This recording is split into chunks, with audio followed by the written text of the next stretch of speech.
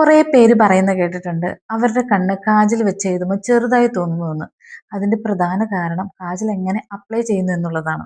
കണ്ണുകൾ കൂടുതൽ വലുതും ഓപ്പണുമായിട്ട് തോന്നണമെങ്കിൽ വാട്ടർ ലൈൻ ബ്ലാക്ക് കാജൽ കൊടുക്കുന്നതിന് പകരം നമുക്ക് സ്കിൻ ടോൺ കളർ പെൻസിൽസ് അല്ലെങ്കിൽ ന്യൂഡ് സ്റ്റിക്കുകൾ ഉപയോഗിച്ച് വാട്ടർ ലൈൻ ഫില്ല് ചെയ്യുകയാണെങ്കിൽ കുറച്ചും കൂടി അവരുടെ കണ്ണ് വലുതായിട്ട് നമുക്ക് ഫീൽ ചെയ്യിപ്പിക്കാൻ പറ്റും. വാട്ടർ ലൈൻ എന്ന് പറയുന്നത് കണ്ണിന് അകം എഴുതുന്നതിനെയാണ് വാട്ടർ ലൈൻ ഫില്ല് ചെയ്യുക എന്ന് പറയുന്നത്. വലിയ കണ്ണാണെങ്കിൽ നമുക്ക് ബ്ലാക്ക് തന്നെ ഉപയോഗിച്ച് വാട്ടർ ലൈൻ ഫില്ല് ചെയ്യാം.